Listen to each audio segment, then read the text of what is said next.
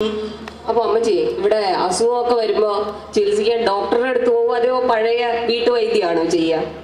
ചികിത്സയോ? അതൊന്നും പറയണ്ട മക്കളെ. വൈദ്യന്മാർ പക്കൽ ഞാൻ പോയി അവരൗഷധമെല്ലാം ചെയ്തിട്ടില്ലൊരു ഗുണവും എൻ വ്രണമോ കഠിനം. അമ്മച്ചിമാരെല്ലാരും ഇവിടെ വന്നിട്ട് കുറെ കാലമായില്ലേ?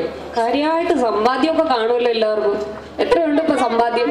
എന്റെ സമ്പത്തെന്നു ചൊല്ലുവാൻ വേറെയില്ലൊന്നും, യേശു മാത്രം സമ്പത്താകുന്നു. അമ്മച്ചിമാർ ഇവിടെ ഇൻകം ടാക്സ് ഒന്നും കൊടുക്കണ്ട. എന്താ അമ്മച്ചിമാർക്ക് ഈ സമ്പാദ്യത്തെ പറ്റി പറയാം ഇത്ര മടി? ഉപ്പ് തൊട്ട് സോഫ്റ്റ്വെയർ വരെ വയ്ക്കുന്ന ടാറ്റ പോലും പറയുന്നു എത്ര വരുമാനം ഉണ്ടെന്ന്. അമ്മച്ചിമാരാണ് കൊള്ളാൻ, ഇത് പറയില്ല അല്ലേ? വേണ്ട, ശരി. ഞാൻ ഈ അമ്മച്ചിയെ കണ്ടപ്പോഴേ ഒരു കാര്യം ചോദിക്കണമെന്ന് വിചാരിച്ചതാ. അമ്മച്ചി ഭക്ഷണ കാര്യത്തിലൊക്കെ വളരെ ശ്രദ്ധയുള്ള ആളല്ലേ? എന്താ അമ്മച്ചിയുടെ ഇഷ്ട ഭക്ഷണം? പരങ്ങൾ ഒന്നും വേണ്ട യാത്രയിൽ, വിശപ്പേനും സ്വൽപ്പവെള്ളം ദാഹിക്കിൽ. അയ്യോ, അങ്ങനെയൊന്നും പറയല്ലേ. ഇങ്ങനെ ക്ഷീണിച്ചിരുന്നാലേ എങ്ങനെയാ? എന്തെങ്കിലുമൊക്കെ കഴിക്കണ്ടേ? അപ്പൊ അമ്മച്ചിമാരെ, ഇവിടത്തെ ജീവിതം എന്ന് പറഞ്ഞു കഴിഞ്ഞാൽ ഇപ്പൊ ഇന്നാണെങ്കിൽ ഉച്ചയ്ക്ക് ഭയങ്കര പൊടിക്കാറ്റായിരുന്നു, ഇപ്പോഴും ഭയങ്കര കാറ്റിന്റെ ശല്യമുണ്ട്. നമ്മുടെ നാട്ടിലെ കാലാവസ്ഥയേ അല്ല. അപ്പൊ എങ്ങനെ ഈ മരുഭൂമിയിലെ ജീവിതമൊക്കെ? മരുഭൂയാത്രയതി കഠിനം, പ്രതികൂലങ്ങളാനു നിമിഷം, പകൽ മേഘസ്തംഭം രാത്രിയാഗ്നി തുണ, എന്നെ അനുദിനം വഴി നടത്തും. പകൽ മേഘസ്തംഭം രാത്രിയാഗ്നി തുണ, എന്നെ അനുദിനം വഴി നടത്തും. അപ്പോഴമ്മച്ചി, ഇപ്പൊ എന്റെ നാട്ടിലൊക്കെ പ്രായമുള്ള ഒരു സ്ഥിരം പറയുന്ന ഒരു പരാതിയുണ്ട്. ഇപ്പൊ ആർക്കും ബന്ധങ്ങളില്ല, അയൽവക്കത്ത് താമസിക്കുന്ന ആരാന്നറിയില്ല, ആർക്കും ആരെയും ശ്രദ്ധിക്കാൻ സമയമില്ല. ഈ UAE-യിലും അങ്ങനെ തന്നെയാണോ ജീവിതമൊക്കെ? സങ്കടം അനവധി തേജസ്സിൽ ഭാഗ്യം തന്നെ, കണ്ണിനു കാണുന്നതൊന്നുമില്ല, കാണപ്പെടാത്തൊരു ഭാഗ്യം തന്നെ. അപ്പൊ അമ്മച്ചിമാരെ, ഞാൻ നാട്ടിൽ ഇങ്ങനെ UAE-യിൽ ഒരു പ്രോഗ്രാമിന് വേണ്ടി പോവാന്ന് പറഞ്ഞപ്പോ എല്ലാവരും എന്നോട് പറഞ്ഞെന്താണെന്നറിയാമോ? എന്നാ ഒരു രസീത് ബുക്കും കൂടെ കയ്യിലെടുത്തത്. കാരണം സംഭാവന പിരിക്കാൻ ഏറ്റവും നല്ല സ്ഥലം ഗൾഫാണ്. കാരണം ഗൾഫുകാർക്ക് ജീവകാരുണ്യ പ്രവർത്തനത്തിലൊക്കെ വളരെ താല്പര്യം. എനിക്കറിയാം നിങ്ങൾ എല്ലാവരും നല്ല മനസ്സോടുകൂടി തന്നെയാണ് ദാനധർമ്മങ്ങൾ നടത്തുന്നത്. എന്താ ഇതിന് നിങ്ങളെയൊക്കെ പ്രേരിപ്പിക്കുന്ന വികാരം?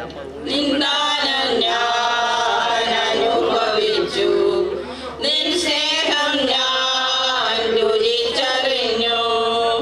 നിന്ദാനം ഞാൻ അനുഭവിച്ചു, നിൻ സ്നേഹം ഞാൻ രുചിച്ചറിഞ്ഞു. അപ്പൊ അമ്മച്ചി ഇവിടെ വന്നിട്ട് ഒരുപാട് വർഷമായില്ലേ? 35 വർഷമായി അമ്മച്ചി ഇവിടെ വന്നിട്ട്. അപ്പൊ ഇനി എപ്പോഴാ അക്കരയ്ക്കുള്ള യാത്ര? അക്കരയ്ക്കു യാത്ര ചെയ്യും സിയോൻ സഞ്ചാരി, ഓളങ്ങൾ കണ്ടു നീ ഭയപ്പെടേണ്ട. അക്കരയ്ക്കു യാത്ര ചെയ്യും സിയോൻ സഞ്ചാരി, ഓളങ്ങൾ കണ്ടു നീ ഭയപ്പെടേണ്ട. സത്യത്തിൽ ഞാൻ വന്നപ്പോ ആദ്യം ചോദിക്കണമെന്ന് വിചാരിച്ചതാ, പക്ഷേ മറ്റു പല കാര്യങ്ങളും ചോദിച്ചതിന്റെ ഇടയ്ക്ക് ചോദിക്കാൻ വിട്ടുപോയി. അമ്മച്ചിമാരുടെ മക്കളെ പറ്റി പറഞ്ഞില്ലല്ലോ. മക്കളെ പറ്റി വളർത്തിയത് പറയണോ? ഞാൻ മക്കളെ പോറ്റി വളർത്തി, അവരെന്നോട് മത്സരിക്കുന്നു, അവരെന്നോട് മത്സരിക്കുന്നു. കഷ്ടമാണല്ലോ അമ്മച്ചിമാരെ. അപ്പൊ മരുമക്കളോ? ഈ മുൾക്കിരീടമിതെന്തിനു നൽകി സ്വർഗസ്ഥനായ പിതാവേ. മരുമക്കളെ പറ്റി പറഞ്ഞപ്പോ അമ്മച്ചിമാർക്കൊക്കെ എന്തൊരു യൂണിറ്റി. എല്ലാവരുടെ മുഖഭാവം പോലും ഒരുപോലെയായിരുന്നു. അപ്പൊ ഞാൻ ചോദിക്കട്ടെ അമ്മച്ചിമാരെ, എല്ലാവരും അമ്മച്ചിമാരാവുന്നതിന് മുമ്പ് മരുമക്കളായിരുന്നു. ഒരു മകളായി അതിനുശേഷം മരുമക്കളാവുകയാണ് ചെയ്തത്. അപ്പൊ മരുമകളാകാൻ അമ്മച്ചി തയ്യാറെടുത്തു. അതായത് കല്യാണം എന്ന് പറഞ്ഞത് അമ്മച്ചിയുടെ മുഖത്ത് എന്തൊരു ചമ്മലാണെന്ന് നോക്കി. അമ്മച്ചി പെട്ടെന്ന് ഒരു 50 വർഷം പുറകോട്ട് പോയല്ലേ. അവിടെ തന്നെ നിന്നോ. അമ്മച്ചി കല്യാണം തീരുമാനിച്ചു കഴിഞ്ഞാൽ കല്യാണത്തിന്റെ തലയാഴ്ചയില് അമ്മച്ചിയുടെ മനസ്സിൽ എന്തായിരുന്നു?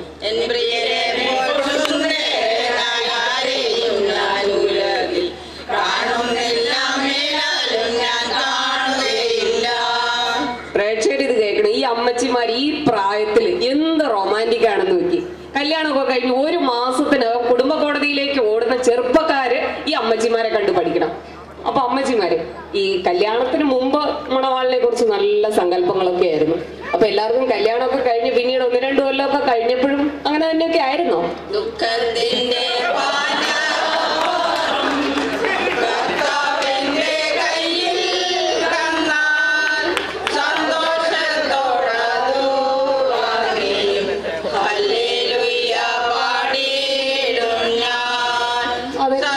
അതെന്നെ പറ്റി അമ്മച്ചിമാരെ? അപ്പൊ കയറി ചെന്ന വീട്ടിൽ അത്രയ്ക്ക് കഷ്ടപ്പാടായിരുന്നു. കഷ്ടങ്ങൾ സാരമില്ല, കണ്ണുനീർ സാരമില്ല, നിത്യതേജസിംഹനമോർത്തിടുമ്പോൾ ഞൊടി നേരത്തേക്കുള്ള കഷ്ടങ്ങൾ സാരമില്ല, കണ്ണുനീർ സാരമില്ല. അപ്പൊ അമ്മച്ചിമാരെ എല്ലാവരുടെയും കല്യാണമൊക്കെ കഴിഞ്ഞിട്ട് 10-50 വർഷമായി, 50-ലും കൂടുതൽ വർഷങ്ങളായി അപ്പച്ചന്മാര് നിങ്ങളോടൊപ്പം ജീവിതയാത്ര തുടങ്ങിയിട്ട്. അപ്പം നമ്മുടെ വിവാഹ കൂദാശയ്ക്ക് ഒരു പ്രത്യേകതയുണ്ട്. അമ്മച്ചിമാർക്കറിയാം. ഞാൻ ഒന്ന് ഓർപ്പിക്കാൻ വേണ്ടി പറയുകയാണ്. ഈ കിരീടവാഴ്വിന്റെ ശുശ്രൂഷയിൽ ഈ മണവാളന്റെ തലയിൽ വെക്കുന്ന കർത്താവിന്റെ തലയിൽ വെച്ച കിരീടത്തിന് സമാനമായ കിരീടമാണ്. അപ്പൊ ഈ മുൾക്കിരീടവും ചുമന്നുകൊണ്ട് അപ്പച്ചന്മാർ ഇത്രയും കാലമായി കൂടെ ജീവിക്കാൻ തുടങ്ങിയിട്ട്. അപ്പോ ഇപ്പോൾ ഭർത്താക്കന്മാരെ കുറിച്ച് അമ്മച്ചിമാരുടെ അഭിപ്രായം എന്താ?